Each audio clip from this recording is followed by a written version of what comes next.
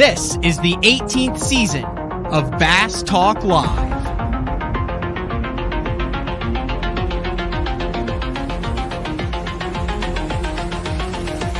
With your host, Matt Pangrath. BTL is brought to you by Lawrence, Bass Cat Boats, AFCO, Strike King Lures, Sunline, Big Bite Baits, Spro, X-Zone Lures, Gamakatsu, The Bass Tank, Denali Rods, and Pro Guide Batteries. BTL, coming at you! Good morning and welcome to another exciting edition of BTL, Bass Talk Live, where we are going to talk about bass fishing. Well, West Coast vibe to today's show. Recently had Ken Ma on from the West Coast talking about all of the trophies he's won on the Apex series. And one of the cool things that Ken did during that show, if you're not from the West Coast and don't really understand all the opportunities that do or don't exist out there from a tournament standpoint, is Ken spent a section of that show where he kind of broke down in layman's terms everything that goes on out there, from the Wild West, what Billy does with One Bass and the U.S. Open, the California Open, the Arizona Open, the Toyota series that are out there, some of the bigger team events. And he also talked about the challenges that he's faced as he's about to retire, Ken Ma is, of trying to take that and move it east. It's like kind of a story that we've seen play out over the past 20 or 30 years, obviously starting most notably, what Aaron's done and Justin Lucas and Skeet and Ayler and Cody Meyer, and the list could go on and on with that.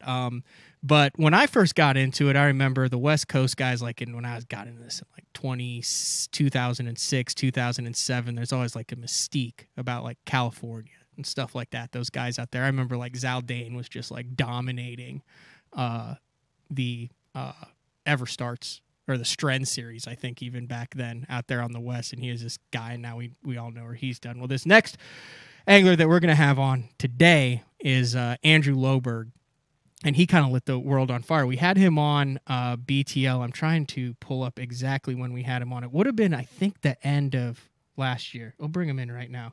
What's up, dude? What's going on? Thanks for having me on, dude. When did we have you on first? Was it the end of last year, right after you had won back-to-back Toyota series? Yeah, it was I think in November. I remember it was kind of near the holidays, but yeah, it was last year. Towards the holidays. So you go 44th on the Cal Delta, then you win the Cal Delta in August. You win on Havasu in September.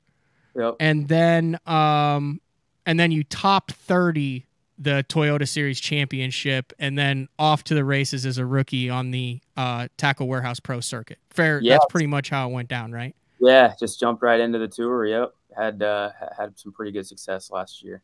Yeah, and I remember we got done with that show because it was before Mark retired, and we got done with that show, and Mark and I looked at each other and we were like, the dude's got it going on. It was kind of similar to the same. So we had that same deal with when we first had Kyle Welcher on. I remember we looked at each other and we're like, dude, this guy has it going on. But it's one thing to kind of have a streak of success, and it's another thing to back it up. And then this year you started off. Rayburn was kind of sketchy, though. It was not like normal Rayburn, was it? 108th place for your very first tour event. Yeah, no grass in that lake. And I got really just hard-headed with my pattern with what I was doing, and it just all fell apart. One of the days got canceled. It was mega blown out, and I stuck with offshore game, and I just didn't adjust, and the results showed. But then you go on another streak. Let me put this in order then. March 13th, you almost win on the Harris chain. Yep. Second place finish. And then you come back with an 8th place finish on Pickwick. Mm-hmm. And then you also have a 10th place finish in the Toyota series on Gunnersville. So it would have been back. You finish 108th on Rayburn, then you go back to back to back top 10s with a shot of winning after finishing the previous year win-win. So you're like win-win 20th, 108th, 10th, 2nd, 8th. And I think that's kind of when everybody was like, all right, who is this kid? Yeah, I know. And I kind of got down on myself after Rayburn. I'm like, you know, you always you battle the mental state of everything, and you know, it was my first tour event, and you finish 108th, and there's so many things that go in your head. And I just had one bad day. You know, the first day I did halfway decent, but the second day, just a bad day of fishing. You know, and those happen, and you know, the things that you think about haunt you, and you just start thinking if you belong there or not. And you know, I just really put my head down and started grinding away. And you know, the time on the water, you really helped me out being back here, being back east. So just put my head down and just, you know, told myself each day is a new day and just got to keep after it. You really questioned after one day. I mean, you've banked like over $100,000. You've won the back-to-back, and one day of the pro circuit rattled you. Yeah, no, it did. It sure did.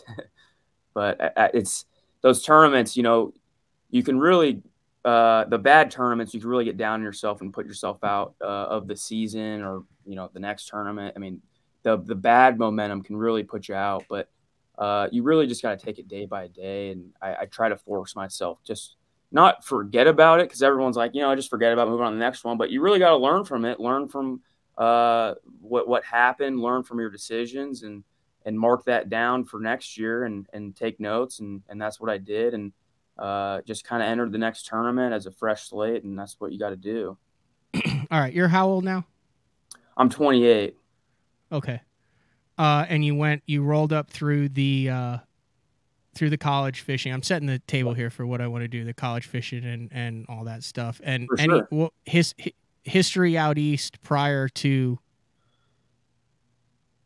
the circuit. Like, I don't think you had much, did you, besides some college fishing stuff? Yeah, so I did some college fishing. Each year we qualified for the national championship on the FLW and the Bassmaster side. So we'd drive out, me and the Chico State crew, we'd drive out to these lakes. We went to Lake Chattooga in Georgia a couple times, Lake Kiwi. I went to Pickwick once prior for the Boat US Collegiate Championship. But outside of that, it seemed like a lot of the other championships that I was involved with, they were always on like the smaller lakes. They weren't on like the TVA chain and the bigger tournament, like touring lakes. So I didn't have too much experience on a lot of these bigger ponds. So I kind of set the table before I brought you in with the list of guys that gone out, and I want to use you as a case study if you're cool with it. I want to kind of dive into the anatomy of a West Coast angler finding their success on the East Coast. Because it's a massive undertaking. And a lot of times by the time we get, like I said, a Skeet, a Zaldane, a Cody Meyer, even an Aaron, they're already established. They've already won the massive stuff. They're on the tours. You're a rookie now. So I want to kind of dive. I don't know why I'm intrigued with the West Coast, but I am. But I want to dive into some of the challenges that you are currently facing going east, most notably the scheduling. Like, if you wanted to fish any of these things outside of the Western Toyota series, you've got to drive a lot. Yeah, and that's one of the big challenges. And I was kind of fortunate enough this year where I kind of just left California and I've just kind of been out here. I've flown back once for my buddy's wedding, but dude, I haven't been back to California since. You know, Since when? So I left January 1st to drive east, and then I flew back to my buddy's wedding for 4 days in San Luis Obispo, and that was in April, and then flew back, and I haven't been back since. And that's kind of where, being from California, if you have it set up kind of how I have, it's a little bit easier. But dude, if you having a family, there's a lot of guys that are from California or Arizona or Washington or Oregon, you know, they got families and houses and stuff back there. And dude, just traveling, you know, back and forth it's a toll, because your closest, you know, where I'm at in Northern California, or, you know, just north of Sacramento, from where I'm at to, we'll say, Amarillo, like off Highway 40, that's a 24-hour drive. You know, I mean, it's a poke. And then most of the tournaments that we've had this year have been Alabama, Tennessee, Florida, and that's another, you know, 12 hours. So, you know, it's 3 days, 3.5, 4 day drive out, 3.5, 4 day drive back. So you do the math and all the expenses, it takes a toll on you. So for me this year, I've been fortunate just to kind of stay out here and kind of be on the water and kind of bounce around. And my travel partner, Phil Dutra, he's a rookie as well this year. He Oh, and I his didn't family know that. yeah, he and his family moved to Gunnersville, so I've been kind of living there with them and doing that. So Oh, that's sweet. He's having some good success this year as well, too. yeah, he's having a lot of great success. Him and I, you know, we teamed up, and it's been awesome, man. We work as a team and travel together, you know, share expenses, and it's worked out great. So Gunnersville's kind of been your home base in between events. You just like go back and crash in a spare Yep, bedroom, keep your boat there, and exactly. Yeah, and to be honest with you, we've been in Gunnersville, but with the schedule this year, we try to get, you know, 4 or 5 days of pre-practicing before the tournaments go off limits. So I mean, we're traveling around a decent amount, so we're not really in Gunnersville a whole lot. But the pre-practice has been huge for us, just because I mean we don't ever see these places. We don't know what they're like. You know, granted, we've been to Gunnersville a couple times, and Pickwick and a couple other, you know, TVA lakes, but you know, prior to Pickwick, I've never seen the place really on summer pool, so it's a whole different place. But yeah, I mean, we're in Gunnersville right now. does this stuff relate at all to anything that you grew up fishing? The TVA fisheries? You see a ton of Yeah, West Coast guys that move out to the TVA fisheries. yeah, I think Gunnersville is a pretty good example. It's kind of like Clear Lake and the Delta in a mix.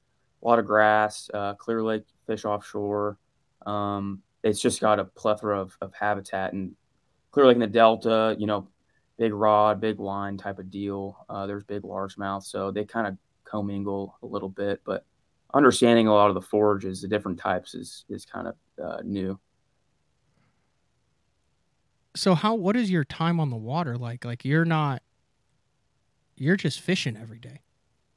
Pretty much. I mean, I've kind of taken a little bit of a break the last couple of weeks, but yeah, I'm trying to be on the water as much as I can. You know, trying to fish these new places and just trying to learn, because they are. It is.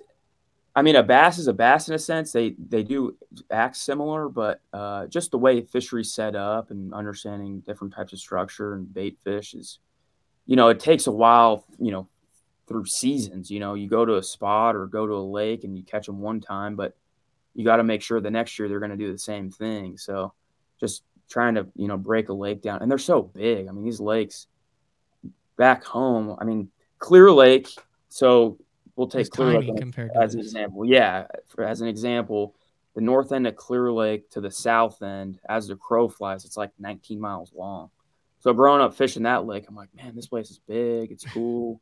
And I'll never forget. I remember when the Elite Series came out there.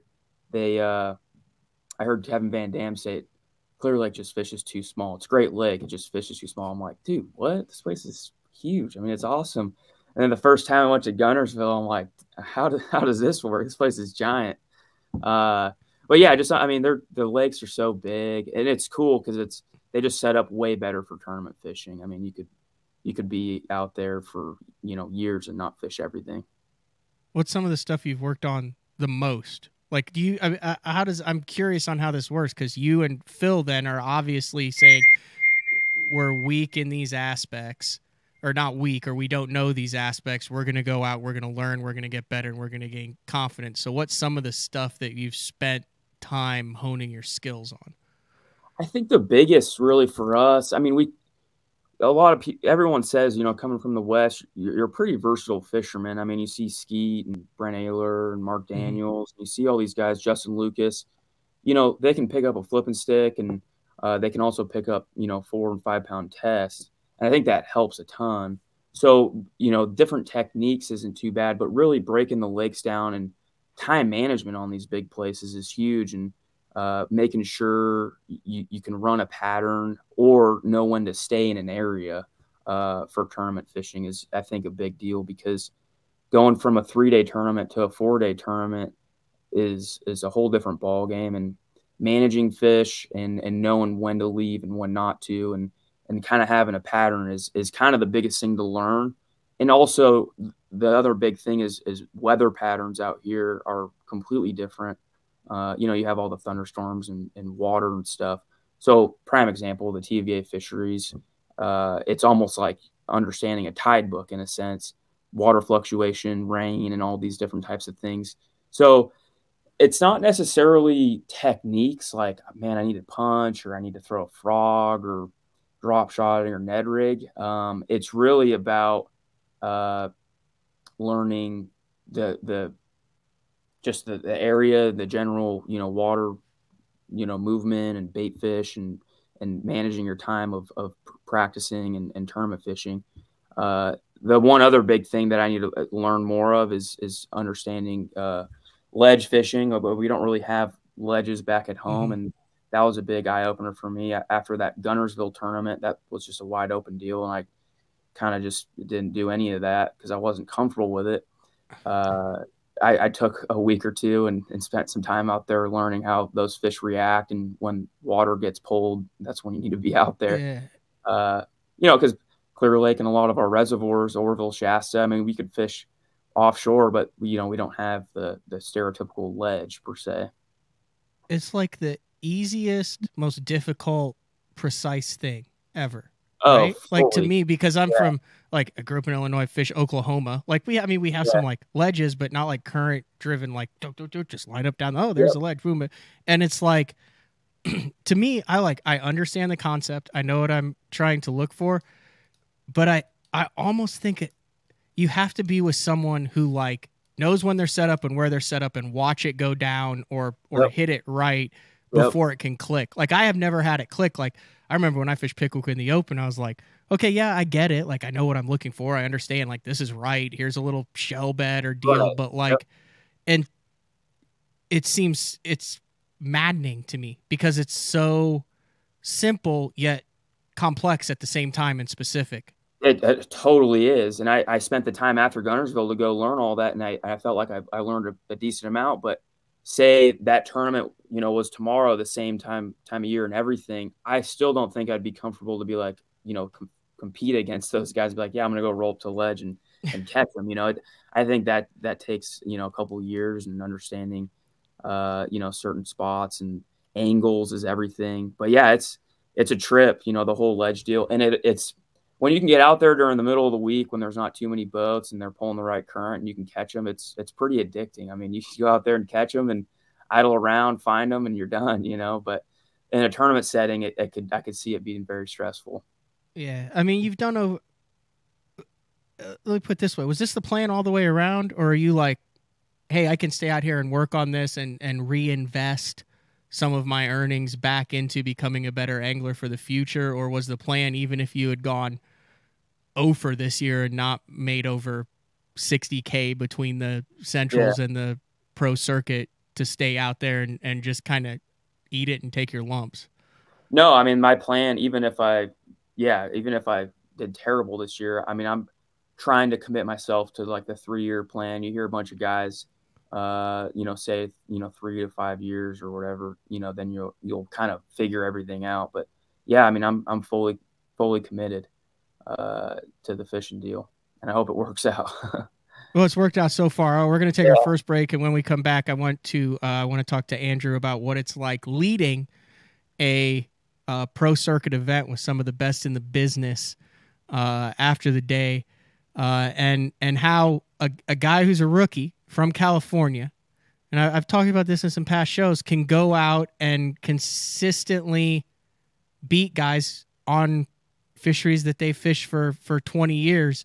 And I'm interested to see kind of what your take on that is how you compete as the first time you've seen it against guys who've seen it for 20 years. So this is BTL with California's Andrew Loberg. We'll be back after this. Your key to better fishing this season is Elite FS, now available at a new lower price. Get Elite FS 9 today for $9.99 And we'll throw in a C-Map reveal chart, our premium mapping solution for free. Elite FS works with all state-of-the-art Lowrance sonar, from chirp, side scan, and down scan imaging with fish reveal to high-resolution active target live sonar. Elite FS9 and C-Map reveal. Offer ends August 31st. The new Puma STS has been redesigned from the ground up. With the angler, design, function, and performance in mind, nothing on this new offering was compromised, and the only thing carried over from the previous version is the name. Based on the Soft Touch series hull that started with the flagship Jaguar, this new model is nimble and performs incredibly well at all speeds with either a 250 or 300 horsepower engine. Featuring a new 96-inch wide-body footprint, this hull measures out at 20 foot 7 inches in length. Industry-leading design coupled with tournament-winning performance. The Puma STS from Basscat. Feel the rush.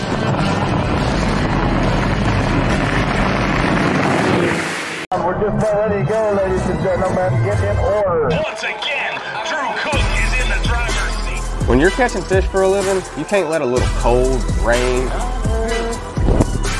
heat, humidity, or anything else get in the way of a payday. I wear APCO. Any fish, any water. The KVD 100 jerkbait. 15 different colors. A perfect combination of roll, wiggle, and flash. Increased castability. 3D eyes. Premium black nickel hooks. KVD. Tie one on. Striking lures. Elite Series Pro Daryl Gleason here. My Pro Guide batteries keep me going on those long tournament days and long practice days. Always plenty of juice, never fail. The best part about Pro Guide batteries, it's the people behind the company. They have over 40 years experience in the battery business, keeping all of us fishermen out on the water longer, catching more fish. Check them out at ProGuideBatteries.com. What's up, Bass Talk Live fans? Brandon Polnick here. And ever since I won a couple Bassmaster Elite Series events on X-Zone Lures, I've been getting a bunch of questions of what makes them so special and different. And really, the truth is, it's in the details. The little details, things like no cheap fillers in their plastic. That gives you more lifelike action, more realistic and vibrant colors. But don't just take my word for it. Go to www.xzonelures.com and check them out for yourself.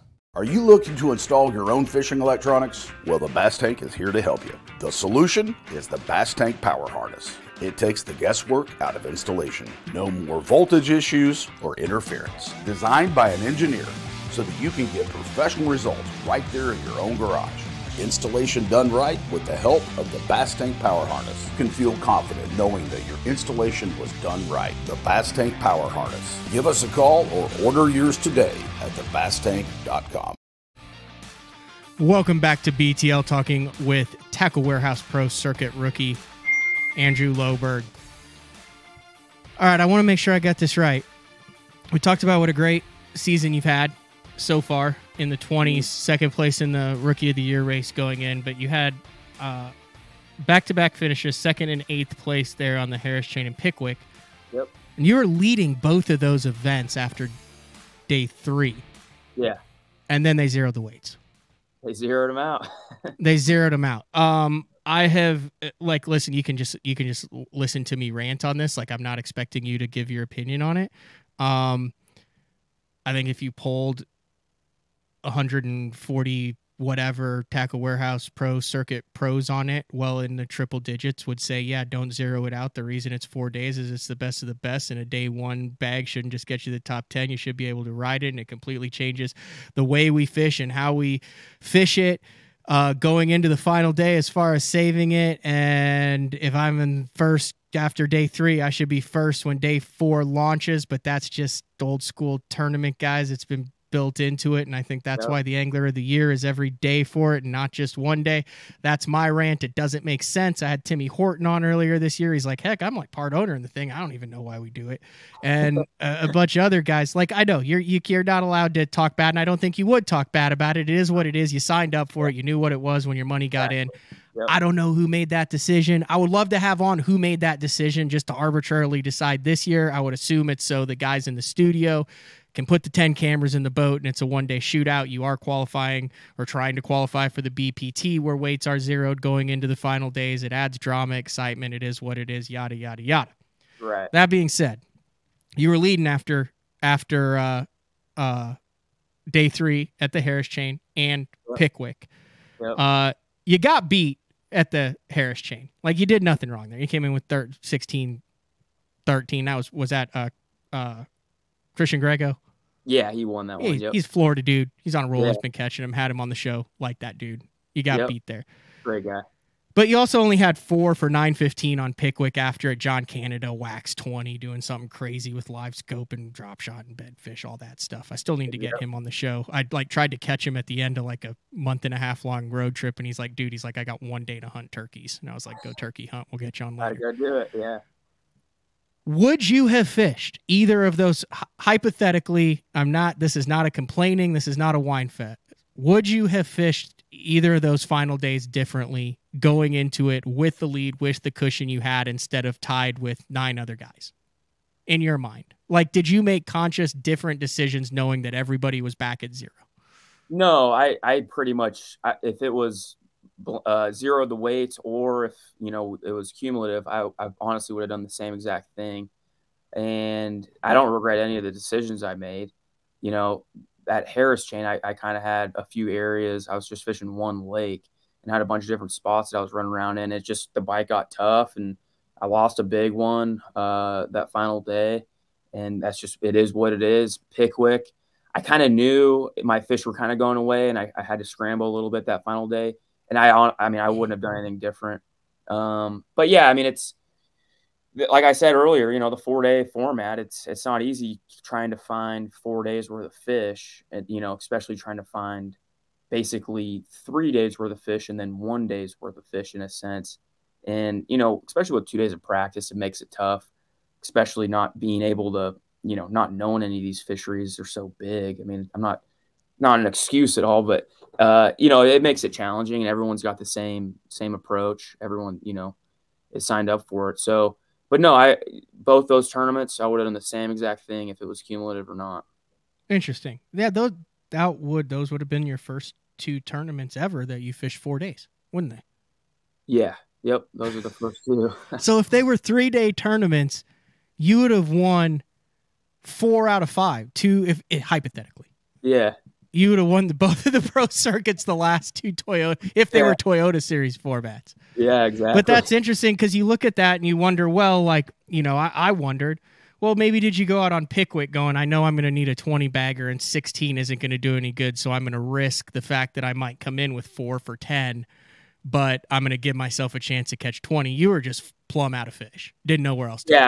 I was just out of them. And which was weird because the pattern I was on, I was fishing grass, and each day, the first 2 days was fine. And then the third day, I'd noticed a lot of my stuff was just kind of, the bait wasn't there. Even though it's grass fishing, bass just live in it. It just slowly got tougher. And the 4th day I rolled up and I'm like, this is just no good. So I scrambled. I might have made a couple different decisions if it was cumulative, knowing if I had, some weight. Salvage some more. Exactly. But still, I would have done pretty much the same deal, And then you said you farmed one in Florida. That was the dub right there? Yeah. I was throwing a jerkbait and it bent 2 of my trebles out. I got a little excited and it was a big one, but it is what it is. Forward facing sonar? Kind of. It was kind of fishing grass. I didn't see the fish, but I was using it. I like that. I just did a show on that, how pros really like to downplay lost fish. Like the average guy would be like, he'd go up to the one. I'd have won that tournament if I hadn't dumped that 7. But it's amazing how you are able to take that as part of the game and say, man, something happened. I learned, and you seem totally at peace with that. Like, I feel like a lot of anglers that aren't at that level would really let that derail their entire season. Yeah. There's, especially in bass fishing, there's so many things to think about and things that can go wrong. And a lot of guys, always think the glass is half empty, and I try to look at the glass is half full approach, where things could be worse. I catch a big one, and I'm stoked I got it in. I could have lost it. Just like that fish, I had a decent bag, and I lost that fish. But that also clues me in. I got to be positive about it, because that clues me in that I'm around big ones, right? I'm like, oh my gosh, I lost a big one, bummer. Like, I'm not happy about it, but I know there's big ones around. If there's one good sized fish there's going to be another one. So that gives me another opportunity to catch another big one. So, you have those missed opportunities. You just got to shake them off and just take that and make sure you land the next one. Mm-hmm. The only one that hits in the gut, for me at least, like in the opens or anything, is like in the last half hour, where a lost fish wouldn't have affected your decision making for the rest of the day. Like the rest of the time, I said this before, like, drop a pass for a touchdown in the first quarter. Hey, maybe we can exploit this DB or something like that. Like maybe this route is open, but like you drop the game winning pass and you're like, well, that wouldn't have changed anything that I did. Like I dumped one in a Wednesday nighter on a buzzbait. It was like an 8-pounder. There was like 10 minutes left. Yeah. And my buddy turned and he's like, oh, Panger, do you wish you'd have never had that bite, or are you glad you had it? And I said, dude, I said, if it had happened 45 minutes earlier, I said, I'm glad I had it. I said, but literally we had like 30 yards of water willow left, and it did not affect. I was like, I wish that never happened. It was for like $200, but it was still, but it's interesting. So that happened early enough to where you were able to say, okay, I'm on the right path. And it actually was a positive, even though you ended up losing it. Yeah, exactly. And, Phil, my travel partner, Phil Dutra, he's taught me a lot. And, being from the West, we try to be very analytical, and we try to have a really good approach. Like, everything matters. Right. And you think, that last, say you do lose a big one, the last 10 minutes of a tournament, and you go, dang, bummer, whatever, going back to the weigh-in. But you lose that big one, but you also got to learn from it. Be like, well, why was that big one there? And learn from that lost fish for the next tournament, right? Or maybe the next year or in 5 years. You really got to make sure, understand what happened in that situation when you lost it. Because if you did catch that fish, you almost would think nothing of it. Got that fish in the boat. It was textbook spot. Got on a buzzbait, whatever. But and then you almost forget about that fish. But you need to make sure. In my eyes, a lot of times, when you do lose them, why was that fish there? Why did you lose it? Is there something that you can do differently? For the next time it happens. Dude, I like it. I did the right thing then. Yeah, so you did the right I thing. sat there and stood at the weigh-in and drank a beer, and under my breath told my partner, we'd have blown this thing away. Yeah, that guy thinks that 6-pounder is a big one. You should have seen what I had on. But the following days, I said, all right, who do I know who fishes a buzzbait all the time? And I called 2 or 3 different guys, and I sent him a picture of the buzzbait, exactly how it was set up. And I said, here's my setup. Here's blah, blah, blah. Here's what happened.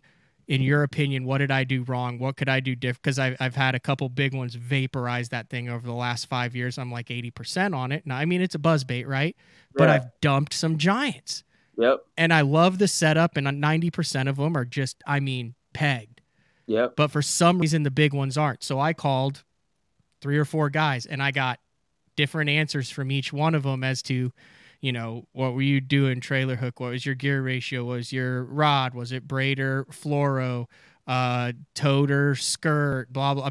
And I feel like I've been able to make a couple more adjustments to where the next time it happens, hookup ratio might go up a little bit on the big one. Sure. And it could be in an open or something down the road that actually means something. And the reason I did that was because I lost that fish and didn't land that fish. Exactly. Because if you landed it, then you're like, all right, this is the best gear in the world. Like, we're going to go do it again. But, and things happen too with, freaks. That's my buddy was like, he's like, did you hit it hard? Because he's in the back. And I was like, dude, I got to be honest. I was just fishing a buzzbait, and then all of a sudden it was there.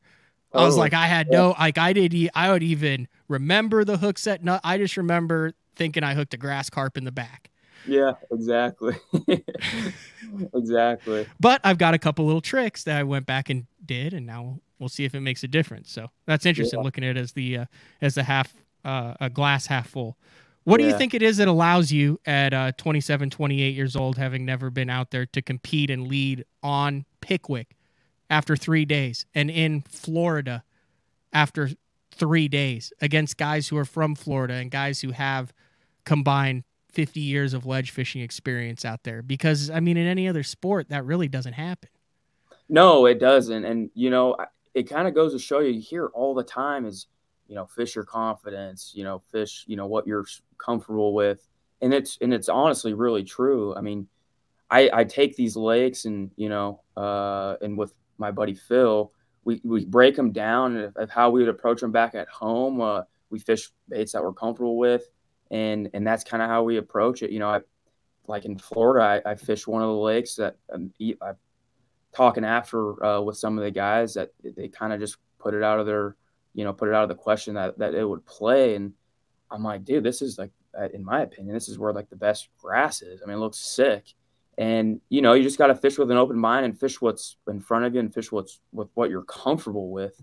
And that's what I did. And I think it kind of not having a lot of experience, I think has helped. And I'm hoping I can learn from that for the future. If we go back to some of these lakes, I don't get caught up in the history because, you know, back at home, I've struggled a lot with at Clear Lake and the Delta and stuff is just fishing so much history and it hurts a lot of people. But having an open mind and breaking these lakes down, these new lakes, and fishing what's comfort, I think it's better than really knowing, like, in my opinion. You don't know that no one's won a tournament out of that creek in 5 years, or that you're not supposed to punch grass on that lake, or that area doesn't work. Yeah, like exactly. You just don't know it, and the fish are there. Right, exactly. I mean, if everything lines up, whether it be grass, wood, current, and there's bait, I mean, you got to go. I mean, you got to fish it, even if you've heard from, you know, fishing reports or whatever it may be. You know, you got to fish the conditions because no one's really, you know, has fished that. You know, that's such a vicious cycle because we talk about the sophomore jinx or the third year. Like in the industry, we always talk, well, if they can make it past the third year, right? Yep. Then they can. But I think it's because they do what you're doing now, and the guys who succeed are able to get past that hurdle of, well, now I know enough to know what I'm supposed to be doing, and then you end up just doing what everyone else is doing, and the guys who are able to do it are able to keep their mind clear and continue to be fresh and new and inquisitive and explore, as opposed to, well, now I know how to fish ledges, I'm just going to go out and fish ledges, and now you're just like 130 other guys. Right, exactly. And I think having the new approach of just a blank slate and just going out fishing has helped me. And I think, like you said, like you going out next year or the year after, when you do kind of get some history, you know, you meet so many other new guys. I mean, I've met so many people on tour now. It's awesome. And you just have different connections and you start hearing the dock talk. I think that's where, you know, you kind of get in trouble a little bit. But getting back to your roots and how you got there is kind of how you should approach some of that stuff is the best, in my opinion. It sounds like it's really good then that you and Phil are kind of going through this together, as opposed to staying with the guy who's like, well, let me go out and teach you how to fish the TVA, son. Right, exactly. No, I think, yeah, Phil and we've got a pretty good connection, and we try to break them down as best as we can. I probably need to get him on BTL, don't I? Because hasn't he fished out west forever? And did he like just full send yard sale, move to Gunnersville to chase the dream? Yep. Yeah, he fully moved his family out to Gunnersville, and he is arguably one of the best bass fishermen on the California Delta ever. I mean, the dude is just insane. I mean, he knows tides better than anybody, in my opinion. I think him and Bobby Barrick are probably the two best that have ever come out of the Delta. And you know, what's crazy about Phil too is, you know, he's really good fisherman, and it'd be a really cool story to have him on because he grew up fishing the Delta his entire life, spending 200+ days a year on the river. And this is technically his first year outside of California ever fishing. Like prior to this year, he's never made a cast past Lake Havasu. You know what I mean? How do I not know? How have I not had him on? Yeah, I don't know. I'm looking at it, man. He's like consistently since like 2010. Like Western Series, all that. His name keeps popping up as far as top tens. Seems chill. No, he's super good, dude.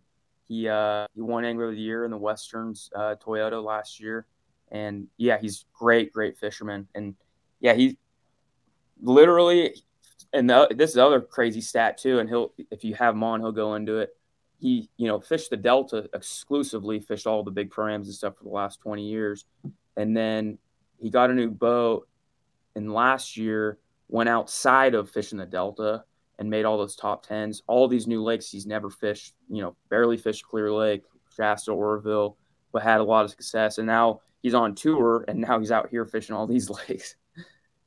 But yeah, I mean, that it just kind of goes to show you, if you understand the California Delta, the tides, you can put a lot of that information on the lakes, and it makes you successful. The sketchiest thing that the one time I covered the Elite Series on the California Delta, I had boat driver was Dan O'Sullivan, who runs Advanced Angler now. He's actually out covering. I think he's been to some of the pro circuits, and he goes to all the elites. He's a great guy. Yeah, so we were in Dano's boat. I don't know who we were looking for. Someone. I think I wanted to get a picture of a sea lion on a buoy. Yep. And but what's that place right behind there? Like everyone fishes in that, right behind where the sea lions hang out. It's like a real popular area on the Delta. Like Frank's Track. Yeah, Frank's Track. Yep. I put that in the top 10, like famous fishing spot, like kind of like the Monkey Box on Okeechobee. That's exactly what it is. Yep. And I just remember we were like running, and he like kind of knew, he knew where he was going. So we're cutting through, and I'm like, geez, this is crazy. And then we hit the straightaway, and there's like 30 people up on the berm, and they all have their lines like way out in the middle. Yeah. And Dano just full sends it. Yeah, like straight through. And I'm like, oh, like he had no other option because there was like a boat coming the other way. Yeah. I just remember looking back, and it was like chaos up on that berm. Yeah. Do you guys run into that like all the time, like passing people in those canals with like people catfishing? Yeah, they're catfishing, striper fishing, but yeah, there's a lot of people that bank fish off those levees, and I'm not kidding you. They have these big old surf rods, and they use like 9-ounce weights, and they're like hurling them across the whole river. I mean, when I say it's probably a quarter mile wide, or maybe even shorter than that, 50 yards wide. But yeah, I've had my prop. I get tangled up in some of their lines, but yeah, and they don't care too. They keep it out there and roll. It's nuts. I just remember that about the Delta. But yeah, I need to get Phil on the show for sure. I'll probably get him after ICAST, kind of going into the home stretch. You're both in good position to make that title. He's got to kind of catch him. He's got to kind of catch him in the last one, 48th. But it's also probably got to be nice that both of you guys have had very quality, checks, cash and checks throughout the year. Probably a lot of like tip of the cap to each other. Hey, got the job done on this one, on to the next one. We talked, at the last on the James River. I mean, we before that tournament even started, I'm like, dude, like you look at our stats on paper, and we were just talking, with ourselves. I'm like, dude, you look at everything we've done and accomplished this year. It's like, I mean, if someone would have told me, printed that on paper and told me last December, like, hey, this is what you got, I'd be like, there's no way, and we're super stoked, with however the tournaments, the next couple go, or that Champlain. I mean, I'm pretty fired up of how this year went, and I'm really stoked to see how next year goes and what the tour schedule looks like. Do you like the James? That should have been right up your alley, man. I've been there twice, and I absolutely love that fishery. Like, even though my results didn't show, like I think I finished 78th in the Open. You finished 77th in Tackle Warehouse last year. I didn't cash a check, but like top 5 favorite fishery for me that I've been to across the country.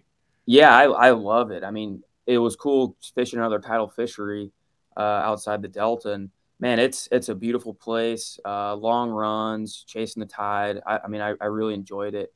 I felt really comfortable, with what I was doing, what I did. I just never. Did you go to the chick? No, that was my. Oh no! Really? No, you didn't go to the chick? I figured you. No, I was out there pre-practicing, a month or so ago, or before the cutoff, and I told myself I went to the Chickahominy, and I liked it, enjoyed it, but I wanted to stay out of the Chickahominy just with all the boat pressure, and I understand tides, and Phil does too, and I'm like, I don't want to be in the crowd and kind of fishing it as a lake. I want to go run a tide. I want to figure all that out. And so I ran the James both days and caught a ton of fish. I caught a 4-pounder both days, but the average size fish on the James was like a pound and a half. I caught a ton of fish and ran my tide and did it all. And I just never, snuck into any more big ones. You know, I caught a 4 the first day and a 4 and a 3 the second day, but the average, the numbers you catch, they just were so small, and I just couldn't catch up. But it is a cool place. I can't wait to go back. I mean, like, did you fish the actual James, or did you run like Chip Oaks and Appomattox and all those sketchy places? Yeah, I ran pretty much all the creeks each day. I've been often too scared to, man. Like, literally, I've never been in them. I like look and I'm like, I know that's how you're supposed to go in, but I also know that's like a really good way to lose your lower unit and be stuck for 6 hours. Yeah, no, it was sketchy. It was definitely sketchy, but I pretty much fished every creek each day. The first day I fished, you know, one set of water, and the next day I fished a second set. But I ran the upper Chip Oaks or whatever down by the Chick. I basically chased the tide from down there all the way back up to the ramp both days, which was cool. I really enjoyed it. It was fun, but just never snuck into some more big ones. All right, we're going to take our final break of the show with Andrew Loberg. When I come back, I kind of want to get your thoughts. You mentioned it before on guys kind of like Skeet and stuff, kind of taking notice of what you've done on the national level and what that's like and how that plays in. I mean, that dude was doing it like when you were born. Yeah, he was. Except he was doing it with frosted tips and jean shorts. I know. All right, it is BTL with Andrew Loberg. We'll be back right after this. Vibrating jigs are a great choice for any time of year, and the Kamikaze Swim-On is a perfect match for any vibrating jig. 2 sizes and the unique tail design gives it a bait fish profile and a great swimming action for realism. There are 17 colors. See them all at bigbitebaits.com. The Spro Little John crankbait has been around for almost 15 years, and it is one of my go-to crankbaits whenever I need a fish in the boat, so you can never have enough new colors. That's why Spro's coming out with a handful of new colors, including Pearl Shad, which has this bleached out white look, but it's got this pearlescent, really, really pretty. We've got Copper Shad, which looks amazing in the water. It's got that purple flake on the back, really, really pops in the water. And then if you want some real pop, we've got Sparkle Shad, nothing but sparkles all over this thing. And then last but not least, we've got the matte Sexy Shad, just a really different looking color for a crankbait. So you want to give them a little different look, that matte Sexy Shad is definitely the one to go with. All these colors are available in the original Little John and the MD. Combining one of the most popular hook styles with Gamakatsu's beefier Superline offering, the Gamakatsu Superline Offset Round Bend delivers the strength necessary to target big fish in heavy cover. Well suited for braided line and heavier fluorocarbon, the Gamakatsu Superline Offset Round Bend is built using stronger Superline wire that allows anglers to easily fish a finesse worm around heavy cover. The round bend offers a larger bite area, perfect for any worm presentation, while increasing your hookup ratios. The newly enhanced Z-bend holds your plastics on the hook longer, reducing the number of pull-offs and reducing damage to plastics. Available in 2/0, 3/0, 4/0, and 5/0, this is the most durable worm hook, designed for heavier lines that hold your bait on longer. Preparation is key to success. And that preparation starts well before you ever hit the water. You're only as strong as your connection to the fish, and your line is that critical connection. Confidence in your line every minute of every day on the water is a necessity, and failure, it's not an option. Sunline makes the fluorocarbon, nylon, and braided lines to give you the strength to guarantee your confidence. The new Android series is the peak of the Denali lineup and offers the ultimate Denali experience. The Android series features 36-ton multi-directional graphite combined with interlock blank technology for added strength. Each rod is outfitted with Royal titanium guides that will not fail. The blank is fitted into an easy-touch, soft-feel EVA foam grip with exposed blank reel seat. This all allows the Android to transmit every movement of your bait and even the most subtle bites. The Android series is the finest rod Denali has ever made and offers an angler the ultimate fishing experience with a limited lifetime warranty. See the full lineup of Android rods at denalirods.com. Welcome back to BTL, wrapping things up with Andrew Loberg. You win 2 Toyota Series and then lead 2 tour events going into the last day you're out there. I mean, there's liable to be some guys to take notice. Any cool interactions with? I know you don't live that far from Skeet, although you haven't been home in 6 months. Yeah. But Skeet, Lucas, and you got a bunch of MDJ. You got a bunch of kind of West Coast legends. Yeah. That are out there, and then you're kind of carrying the banner and keeping it up. Any of those guys been like, hey, we see what you're doing? Yeah, I mean, Skeet came up to me in Florida, and it was kind of weird. He's like, hey, my name's Skeet. I'm like, I know. he's a really cool dude, and that's been fun. And Justin Lucas, he's been a good friend. He lives in Gunnersville, and hung out with him a couple of times. Super solid. But yeah, I mean, it is like really surreal being from California. You don't see, like the Michael Neals and Jacob Wheelers and stuff ever, out there. So it is surreal kind of fishing against a lot of these guys out here, and you're like launching your boat and you're like, oh my gosh, there they all are. Like, here we go. We got to go catch some bass now. But it's pretty rad. How important is the Rookie of the Year title making the cut? I mean, like, are you going up to this last one with your eye on the points, or just go fish and see what happens? I mean, obviously you can't force anything, but I mean, you can make certain decisions to put yourself in, you can make decisions to finish 50th and give yourself a shot, but possibly bomb or top 10. Yeah, exactly. No, I think about, Rookie of the Year and making the championship. I mean, that's first and foremost with the championship. But yeah, I mean, I just try to keep it, day by day. And I've never been to this Lake Champlain, and no fish in it at all. Real hard to get a bite. There's like 7 fish that live in there. That's what I've heard. I'll tell you what, if I don't catch a fish on my first cast, I'm going to be very disappointed, because everybody keeps talking about Champlain. Dude, you have no problem catching a fish on the first cast? I think that's horrible luck. I've never had any issues with it. No, I did it 2 weeks ago and got absolutely strummed. Well, it was one of those starts at 6 first cast, Yeah. right? And I was explaining what was going on. I was fishing with the girlfriend, right? Another buzzbait story. Landed this one just fine. It was only 3-pounder right through. I mean, the sucker would not have come off. Yeah. We're power pulled down. I'm like, okay, here's a water willow. You cast out, and this thing, it goes toot, toot, toot, and blah, blah, blah. She's like, all right, it's 6. And I stand up. I literally cast out, and it turns maybe once. Boom. Oh. I said, yeah, just like that. Just like Horrible that. the rest of the night. And I said that right there is why. First cast. Well, maybe I ought to just make a little practice cast first on the first cast. You've heard that before, right? Oh, yeah. That The one, first- the banana on the boat, that whole deal. You're not a superstitious guy? No, not too bad, no. If you listen to Matt Steffen's mental coach, she would say that is that's a good sign.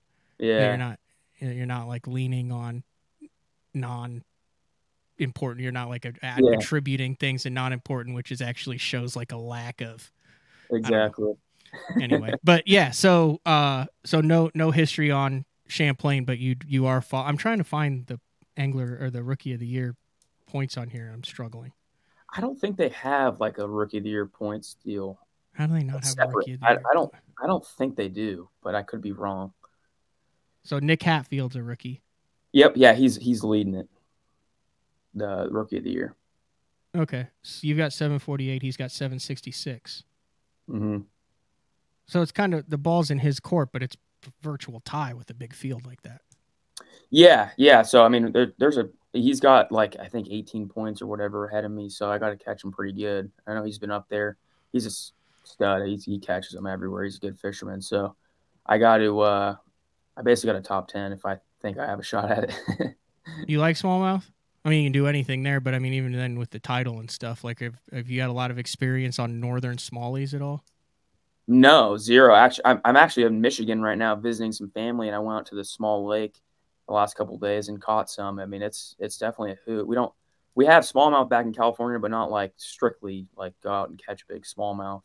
And I'm sure it's different in the northern smallmouth stuff. But no, I haven't really had too much experience at all with it. So I'm going to get out and do some pre-practice on Champlain and probably stroll to the St.